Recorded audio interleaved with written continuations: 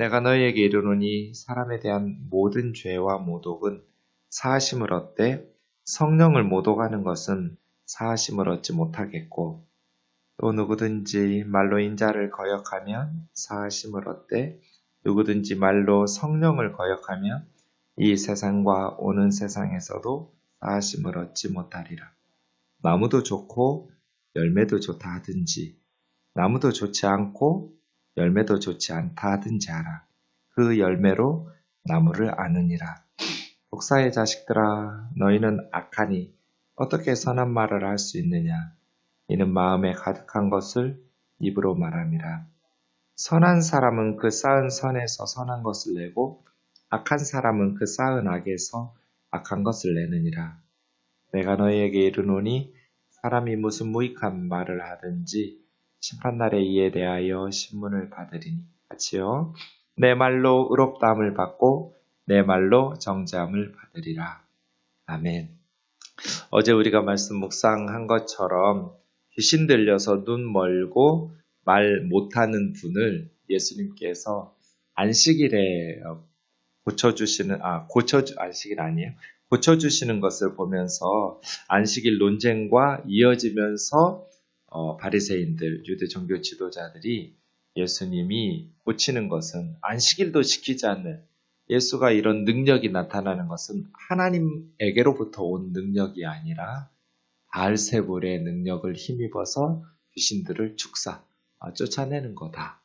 이런 말들을 할 때 예수님께서 이어지는 오늘 본문의 말씀으로 대답하시는 것이죠. 사람에 대한 모든 죄와 모독은 용서를 받을 수 있어요. 어떻게? 진정으로 회개할 때. 하지만 성령을 모독하는 것은 용서받을 수가 없어요. 하나님께서 용서하시지 않는 것이 아니라 성령의 역사를 보고도 그 성령의 역사를 사탄의 역사라고 이렇게 말하는 사람들이 결코 용서받을 방법이 없는 거예요. 인자, 예수님이죠? 인자를 거역하면 예수님의 사역 기간 중에 예수님께서 메시아라는 것을 깨닫지 못한 사람들도 앞으로 가능성이 있어요. 깨닫고 나서 예수님을 믿는. 초대교회에서 예수님을 배척했다가 예수님을 박해하고 욕하고 저주했다가 예수님을 믿고 돌아와서 구원받은 사람들이 많이 있었죠. 지금 우리 시대에도 마찬가지고요. 하지만 예수님의 사역을, 그 성령의 능력을 사탄의 역사라고 그렇게 말하는 사람들은 용서받을 방법이 없어요. 예수님의 그런 긍휼 사역들을 보면서 사탄의 소행으로 중상모략하는 사람들. 이것은 한번 예수님의 사역을 사탄의 역사라고 바알세불의 능력이라고 말한 것이 아니라 그것을 회개하고 고치지 않으면 그 말이에요. 그래서 다른 모든 죄들은 용서가 가능해요. 그런데 성령을 회방하는 죄는 용서가 불가능해요. 이것을 오해해서 한국교회에서는 성령의 은사와 역사들을 나타내는 것에 문제 제기를 하고 저 정말 성령의 역사야? 어떤 속임수나 인위적인 조작이 없는 거야? 라고 말하는 것을 성령 회방죄라고 하면서 그렇게 말하는데 그게 성령 회방죄가 아니에요. 성령 회방죄는 예수님에 대해서 예수님의 사역은 용서받지 못할 죄는 하나잖아요. 예수 믿지 않는 것. 다른 모든 죄는 회개하며 용서받아요.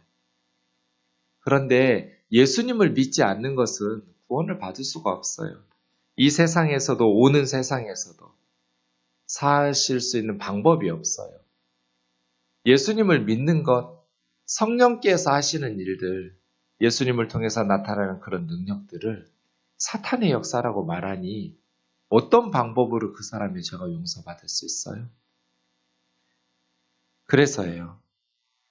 자신들의 어떤 은사 사역을 문제 제기하는 것을 성령 회방죄라고 하면서 용서받을 수 없다고 협박하고 겁박하는 것은 옳지 않아요. 예수님의 사역에 대해서 말하는 것이죠. 예수님의 능력을 보고도 성령의 능력을 통해서 병자들을 고치시고 귀신들을 축사하시는 그런 예수님의 사역들을 보고도 사탄의 역사라고 정죄하고 자신들이 예수님 믿지 않고 천국에 들어가지 않을 뿐 아니라 그곳에 들어가려고 하는 이 예수가 다윗의 자손 아닌가? 메시아 아닌가? 라고 예수님을 믿으려고 나오는 그런 사람들의 길을 막아버리는 이 바리새인들. 그래 정말 나중에 슬피 울면서 일을 갈 것 같아요. 많은 사람들이. 그 바리새인들 때문에 예수님 믿을 뻔하다가 못 믿고 지옥으로 가는 사람들, 천국 문 앞에서 쫓겨나는 사람들이 얼마나 많았겠어요? 저는 이단들이 그렇다고 보거든요. 이단에 빠진 그런 신도들, 천국에 가겠다는 확신으로 가족도 버리고 모든 것을 다 바쳐서 이단의 교주를 섬기잖아요. 그런데 천국 문 앞에서 쫓겨날 때 얼마나 슬피 울면서 억울해하겠어요? 그런 일들이 있겠죠. 그런 예수님께서 욕을 하시는 것이죠. 독사의 자식들아. 제가 늘 우스갯소리로 이제 개 좀 그만 괴롭히자. 개가 무슨 죄가 있냐. 개새끼들이라고 욕하지 말고 우리도 예수님처럼 뱀새끼들이라고 욕하자. 어찌 보면 개새끼라고 하는 것보다 이 독사의 자식들아 하는 게 더 기분 나쁘고 더 몸서리 쳐질지도 모르겠어요. 이 뱀새끼들아 그러면. 뱀을 상상해서 그러죠. 그만큼 악하다는 거죠. 자기들이 지옥에 가는 것, 그것도 문제지만 그 바리새인들 때문에 수많은 사람들을 천국 문 앞에서 쫓아내고 있잖아요. 그러니 악하죠. 나무도 좋고 열매도 좋다 하든지 제가 신학교 다닐 때 마태복음을 누구에게 배웠냐면 정훈택 교수님이라는 분에게 배웠어요. 정훈택 교수님은 한국에서 마태복음에 있어서는 굉장한 권위자예요. 몇 년 전에 암으로 이른 나이에 소천하셨어요. 그 정훈택 교수님 전공이 박사 논문이 마태복음인데요. 그 책의 제목이 마태복음에 대한 정훈택 교수님의 책 제목이 열매로 알리라였어요. 열매로 알리라. 그것이 마태복음을 가장 잘 설명해주는 표현이다 라고 본 거예요. 예수님은. 바로 33절에서 열매로 알리라죠. 나무도 좋고 열매도 좋다고 하든지 나무도 좋지 않고 열매도 좋지 않다고 하라. 이게 무슨 뜻이에요? 좋은 열매를 보면 나무 상태를 알 수 있어요. 그렇죠? 열매로 나무를 알리라예요. 열매는 뭐예요? 사람 입에서 나오는 말, 행동, 그 열매예요. 좋은 열매를 맺으려면 어떻게 해야 돼요? 나무가 좋아야 돼요. 속이 썩었는데 좋은 열매를 맺을 수 있는 나무는 없어요. 마찬가지로 우리 사람도 마찬가지고 우리 신앙도 마찬가지예요. 좋은 말을 하려면 말하는 어떤 웅변 학원이나 말을 곱게 하는 그런 걸 배우는 게 아니에요. 속을, 나무를 좋게 해야죠. 왜요? 말이라는 것, 열매라는 것은 속에, 마음에 담아진 것이 입으로 나오는 것이니까요. 그래서예요. 예수님의 성령의 사역을 바알세부를 지폈다고, 사탄의 역사라고 말하는, 그래서 자기들도 천국에 들어가지 못하고 천국에 들어가려고 예수님에게 나오는 사람들도 쫓아내버리는 그러한 바리새인들에 대해서 그들이 그렇게 악하고 독한 말을 해내는 그것은 그 속에 마음에 쌓여있는 것이 병들었기 때문이에요. 좋은 언어에 참 말 한마디로 제 마음속에도 다른 사람들이 남겨놓고 간 말들이 무수히 쌓여 있어요. 어떤 말들은 참 저에게 힘을 줘요. 그런데 어떤 말들은 아파요. 수십 년이 지났는데도 아픈 말들이 있어요. 아마 저에게 그런 말을 했던 사람들 다 잊어버렸을 거예요. 자기가 그런 말 한 것을 기억하지 못할 거예요. 그런데 들은 사람은 때로 잊혀지지 않는 말들이 있잖아요. 어떤 말들은 참 선한 역사들을 일으키고 어떤 말들은 참 아픈 상처들을 남기고 가는 말들이 우리 마음속에 남아있잖아요. 그런데 이런 걸 생각하면 목사로서 저도 너무 두려워요. 제가 남겨놓고 뿌렸던 그 말의 씨앗들도 어떤 사람들의 마음속에 뿌려져서 용기와 힘과 그런 믿음의 격려가 되는 말들도 있겠지만 때로는 저의 말 때문에 아픔과 상처와 실망과 그런 말들도 많이 하면서 내뱉으면서 살 거잖아요. 날마다 수없이 말을 하는데 말에 실수 없기는 불가능해요. 그래서 야고보 장로님이 말이 온전하면 그 사람 퍼펙트한 사람이라고 야고보서 3장에서 말하죠. 말에 실수가 없으면 다른 모든 것은 왜요? 말에 실수가 없을 정도의 사람이라면 다른 행실이나 삶은 그만큼 온전할 거니까. 만일 말에 실수가 없으면. 그런데 본인도 말에 실수가 많다고 말하죠. 말이 얼마만큼 중요해요? 36절 보세요.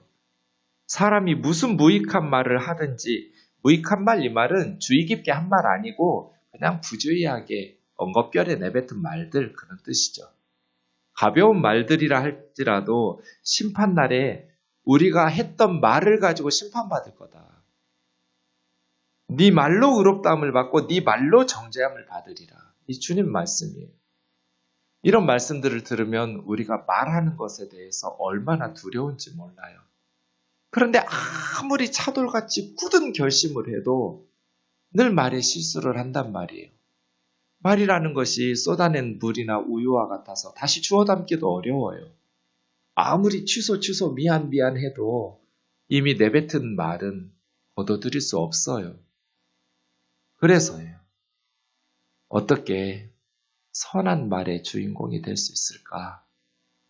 주님의 대답은 뭐예요? 나무다, 나무. 나무가 좋아야 열매가 좋죠. 말을 예쁘게 하려는 기술을 배우라는 게 아니라 내 마음에 선한 것을 쌓아라.